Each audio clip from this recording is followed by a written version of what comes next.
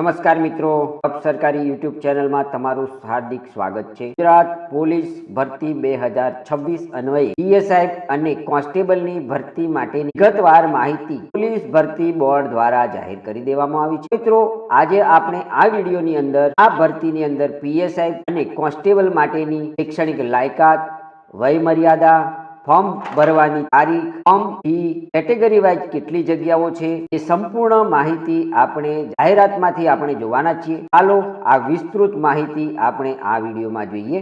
Gujarat police ભરતી board દ્વારા Gujarat police દળ વર્ગ 3 સંવર્ગના પોલીસ સબ ઇન્સ્પેક્ટર કેડર તથા લોકરક્ષક કેડરની જગ્યાઓમાં સીધી ભરતી માટેની જાહેરાત ક્રમાંક GPRB/2025-26/1 અન્વયે વિગતવાર સૂચનાઓ આપણને અહીં આપવામાં આવી છે।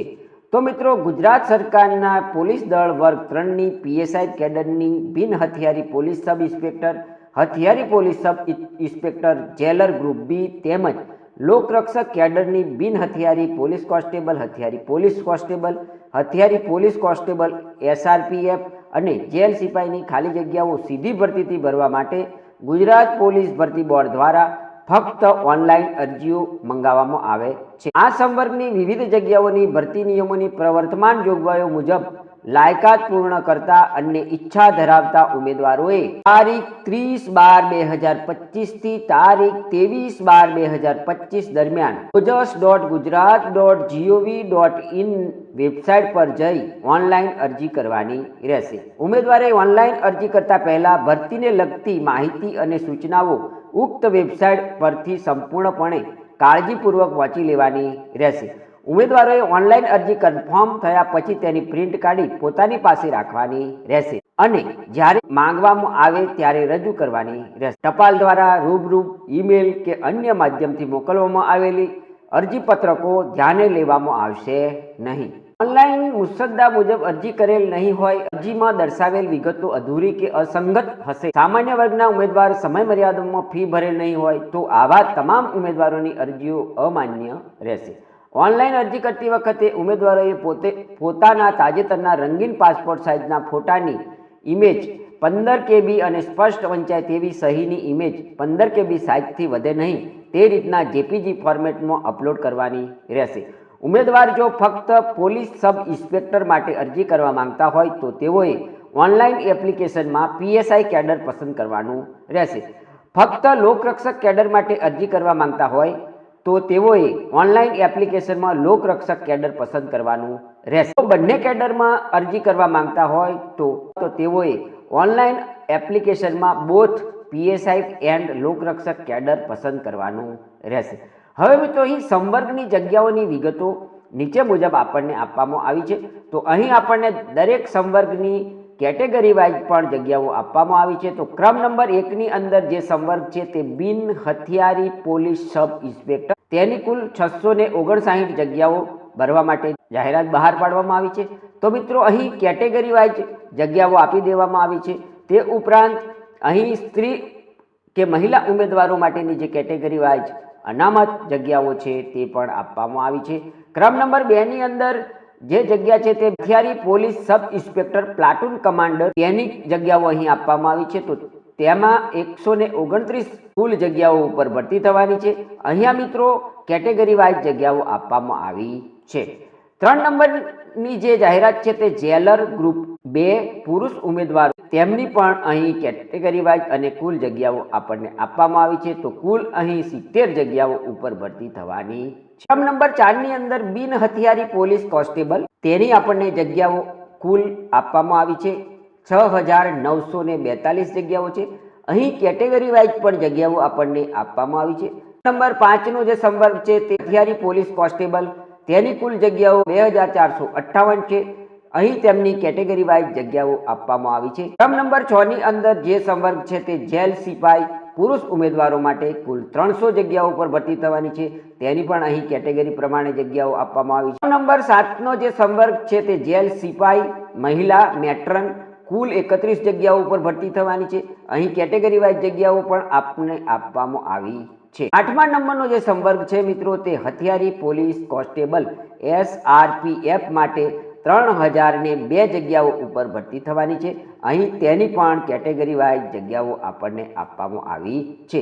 તો મિત્રો અહીં કુલ 8 સંવર્ગની અંદર ભરતી થવાની છે અને કુલ જગ્યાઓની વાત કરીએ મિત્રો તો 13,591 જગ્યા ઉપર ભરતી થવાની છે। એક ખાસ નોંધ લખવામાં આવી છે તે જોઈએ। પર દર્શાવેલી જગ્યાઓ વધઘટ થવાની શક્યતા રહેલી હોય જગ્યાઓમાં વધઘટ થઈ શકે છે। ભરતી બોર્ડ સરકારશ્રી, નામદાર હાઈકોર્ટ, નામદાર સુપ્રીમ કોર્ટ તરફથી વખતો વખત જે નિર્ણય ચુકાદો આવશે તે તમામ ઉમેદવારોને બંધન કરતા રહેશે। સીધી ભરતીથી પસંદ થનાર તમામ ઉમેદવારોની નિમણૂક પ્રવર્તમાન ભરતી નિયમો, પરીક્ષા નિયમો તથા નીતિ વિષયક હુકમો, નિયમોને અનુલક્ષીને કરવામાં આવશે અને તે તમામ જોગવાઈઓ ઉમેદવારોને બંધન કરતા રહેશે। નિયમો, ઠરાવો, પરિપત્રો સામાન્ય રીતે ભરતી બોર્ડની વેબસાઇટ gprb.gujarat.gov.in તથા ગુજરાત સરકારના ગૃહ વિભાગની વેબસાઇટ home.gujarat.gov.in તેમજ સામાન્ય વહીવટી વિભાગની વેબસાઇટ gad.gujarat.gov.in પર પણ તમને ઉપલબ્ધ થશે। મિત્રો અહીં બીજી અલગ અલગ પ્રકારની આપણને ઘણી સૂચનાઓ આપવામાં આવી છે તો તમારે ફોર્મ ભરતા પહેલા આ સૂચનાઓનો પણ અભ્યાસ કરવાનો છે। મિત્રો અહીં આપણને વયમર્યાદા અને શૈક્ષણિક લાયકાત બાબતેની માહિતી આપવામાં આવી છે। તો અહીં પોલીસ સબ ઇન્સ્પેક્ટર કેડર માટેની શૈક્ષણિક લાયકાતની આપણને માહિતી આપવામાં આવી છે। મહત્તમ 35 વર્ષ સુધીની વય ધરાવતા ઉમેદવારો આ જગ્યા માટે અરજી કરી શકે છે। શૈક્ષણિક લાયકાતની વાત કરીએ તો સ્નાતકની ડિગ્રી ધરાવતા હોવા જોઈએ। તો મિત્રો અહીં લોકરક્ષક કેડર માટેની વયમર્યાદા અને શૈક્ષણિક લાયકાતની આપણને માહિતી આપવામાં આવી છે।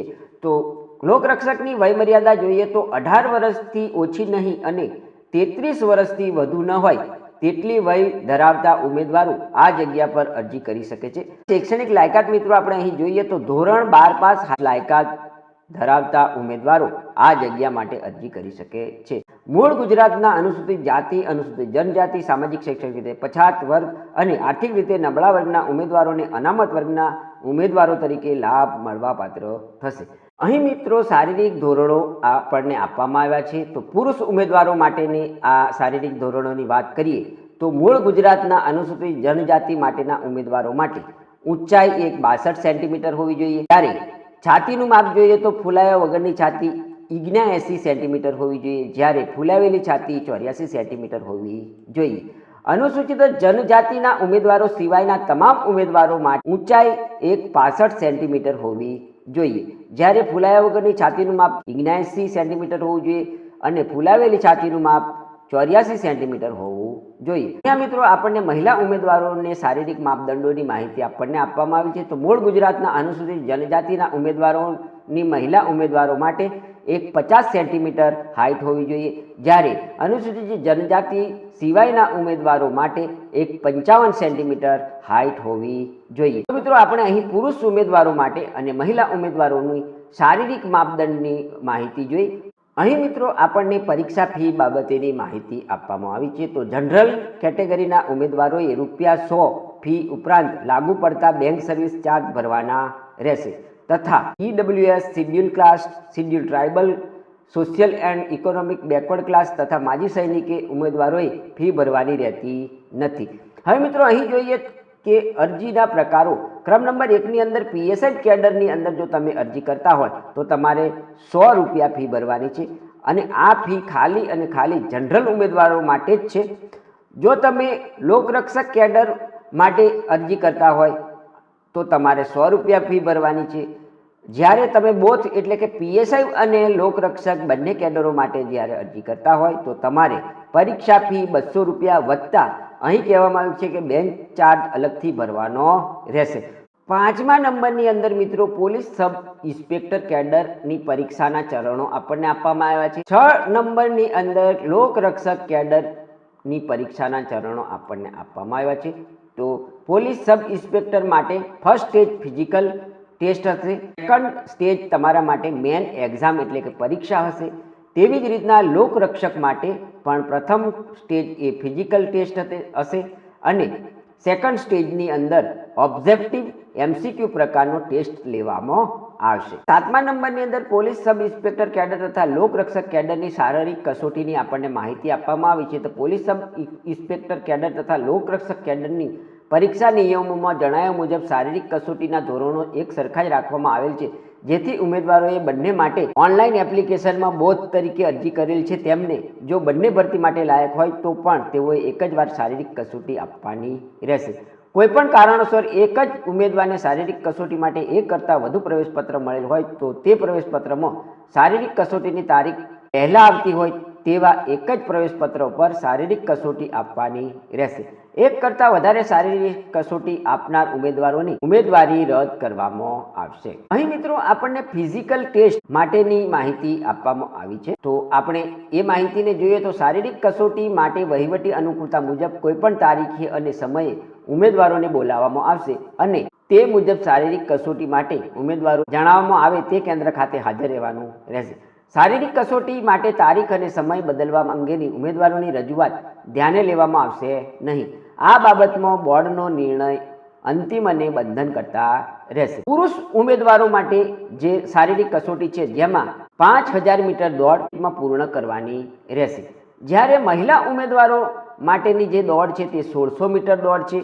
તે વધુમાં વધુ 9 મિનિટ અને 30 સેકન્ડમાં તેમણે પૂર્ણ કરવાની રહેશે. સર્વિસમેન માટેની જે માહિતી છે તેમાં 2400 મીટર દોડ એક્સ સર્વિસમેનોએ 12 મિનિટ અને 30 સેકન્ડની અંદર પૂર્ણ કરવાની રહેશે. તો મિત્રો આ હતી ફિઝિકલ ટેસ્ટની અંદર તમારે કેટલી પ્રેક્ટિકલ દોડવાનું છે તેના માટેની માહિતી. પરીક્ષાની પણ અહીં વાત કરવામાં આવી છે. તો મિત્રો અહીં પીએસઆઈ કેડર ભરતી માટેની જરૂરી સૂચનાઓ આપણને આપવામાં આવી છે. તો શારીરિક ક્ષમતા કસોટી તથા શારીરિક માપદંડ કસોટીમાં ઉત્તીર્ણ થનાર તમામ ઉમેદવારોને પીએસઆઈ કેડર સ્ટેજ મેન એક્ઝામમાં બોલાવવામાં આવશે. મિત્રો મેન એક્ઝામ માટેનો જે સિલેબસ છે તે આપણને અહીં આપવામાં આવ્યો છે. અહીં મિત્રો કુલ 300 માર્ક્સની પરીક્ષા હશે, જેની અંદર કુલ 2 પેપરો હશે. તો પ્રથમ પેપર જોઈએ મિત્રો તો જનરલ સ્ટડી માટેનું એમસીક્યુ પ્રકારનું 200 માર્ક્સનું પેપર રહેશે. સેકન્ડ નંબરનું પેપર આપણે જોઈએ તો ગુજરાતી અને ઇંગ્લિશ લેંગ્વેજ સ્કિલ માટેનું પેપર હશે, જે 100 માર્ક્સનું પેપર હશે અને તેનો સમય 3 કલાકનો હશે. અહીં કુલ 300 માર્ક્સનું પેપર અને 6 કલાકનો સમય રહે. હવે અહીં સિલેબસ પણ આપણને આપવામાં આવ્યો છે. તો પેપર 1 જનરલ સ્ટડી માટેનો જે સિલેબસ છે તે આઈ સેલ કન્સિસ્ટ ઓફ 2 પાર્ટ એ અને પાર્ટ બી એ રીતના અહીં એ વિભાગ પાડવામાં આવ્યા છે. પાર્ટ એમાં 100 માર્ક્સ 100 ક્વેશ્ચન પેપર રહેશે, જેની અંદર તમારે 40% માર્ક્સ લાવવા જરૂરી છે. નેગેટિવ માર્કિંગવાળી આ પરીક્ષા છે, જેની અંદર 0.25 માર્ક સાચા માર્ક્સમાંથી ખોટા માર્ક્સના કાપવામાં આવશે. અહીં મિત્રો સિલેબસ જોઈએ તો રિઝનિંગ એન્ડ ડેટા ઇન્ટરપ્રિટેશનના 50 માર્ક્સ રહેશે, જ્યારે ક્વોન્ટિટેટિવ એપ્ટિટ્યૂડ ટેસ્ટના 50 માર્ક્સ, આમ કુલ મળીને 100 માર્ક્સની આ પરીક્ષા લેવામાં આવશે. પાર્ટ બીની અંદર વાત કરીએ તો 100 માર્ક્સના 100 પ્રશ્નો એમસીક્યુ પ્રકારના હશે. અહીં 40% માર્ક લાવવા જરૂરી છે ક્વોલિફાય થવા માટે. અહીં પણ નેગેટિવ માર્ક સિસ્ટમ છે.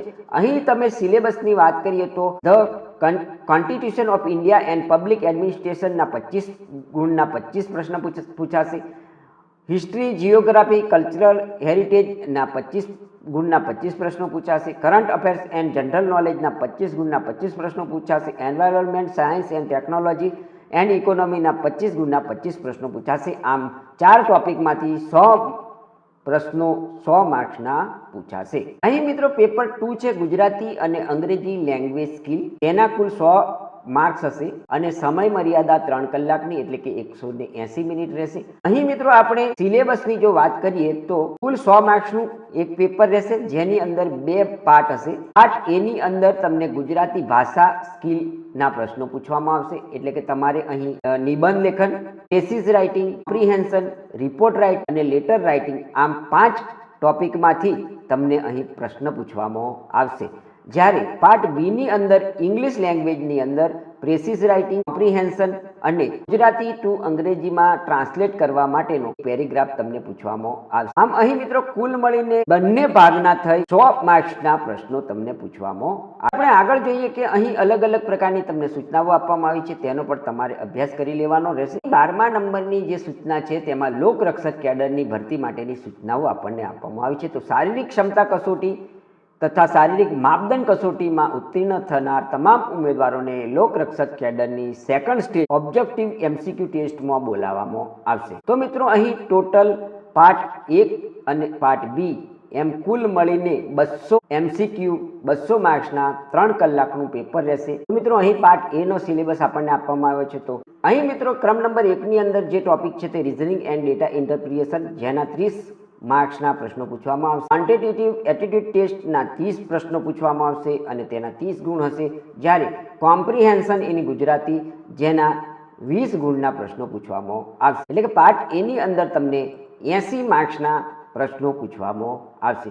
જ્યારે પાર્ટ બી ની વાત કરીએ તો અહીં કુલ 120 માર્ક્સના 120 પ્રશ્નો પૂછવામાં આવશે. પાર્ટ બી ના સિલેબસને આપણે અહીં ટોપિક વાઇઝ જોઈએ તો ક્રમ નંબર 1 ની અંદર જે ટોપિક છે તે ધ કોન્સ્ટિટ્યુશન ઓફ ઇન્ડિયા, જેના 30 માર્ક્સના પ્રશ્નો પૂછવામાં આવશે. જ્યારે સેકન્ડ નંબરનું જે ટોપિક છે તે current affairs, science, technology and general knowledge, તેના 40 માર્ક્સના પ્રશ્નો પૂછવામાં આવશે. 3 નંબરનો જે ટોપિક છે તે history, culture, heritage and geography of Gujarat and Bharat માટેના 50 પ્રશ્નો પૂછવામાં આવશે. તો અહીં મિત્રો કુલ મળીને 120 માર્ક્સ પાર્ટ બી રહેશે. આમ કુલ ટોટલ પાર્ટ એ અને પાર્ટ બી બંને મળીને 200 માર્ક્સનું પેપર રહેશે, જેની અંદર તમારે પાર્ટ પ્રમાણે જે 40% માર્ક્સ લાવવાના છે તે લાવવા જરૂરી છે, તો જ તમે ક્વોલિફાય થયેલા ગણાશો. મિત્રો અહીં બીજી અલગ અલગ પ્રકારની આ ભરતી બાબતની જે સૂચનાઓ આપવામાં આવી છે તે દરેક મિત્રોએ અરજી કરતા પહેલાં વાંચવાની છે, એનો અભ્યાસ કરવાનો છે અને તે પ્રમાણે જ અહીં અરજી કરવાની છે. તો મિત્રો આ હતી ગુજરાત રાજ્ય પોલીસ દળ વર્ગ 3 સંવર્ગના પોલીસ સબ ઇન્સ્પેક્ટર કેડર અને લોકરક્ષક કેડરની જગ્યાઓમાં સીધી ભરતી માટેની જે જાહેરાત બહાર પાડવામાં આવી છે તેની સંપૂર્ણ માહિતી આપતો વિડીયો. આ વિડીયોની અંદર મેં તમને ફોર્મ કેવી રીતના ભરવાનું છે, તમારી વય મર્યાદા કેટલી હશે, શૈક્ષણિક લાયકાત શું હશે, શારીરિક માપદંડ શું હશે, પરીક્ષાની મેથડ શું હશે, કઈ રીતના પરીક્ષાના વિષયો હશે, આ સંપૂર્ણ માહિતી મેં તમને આ વિડીયોની અંદર આપી દીધી છે. મિત્રો આ જાહેરાતની માહિતીનો વિડીયો જો તમને સારો લાગ્યો હોય તો અમારી યુટ્યુબ ચેનલ જોબ સરકારીને જરૂરથી સબસ્ક્રાઇબ કરો, વિડીયોને લાઇક કરો અને તમારા મિત્રોને પણ આ વિડીયો શેર કરો. ધન્યવાદ, આભાર.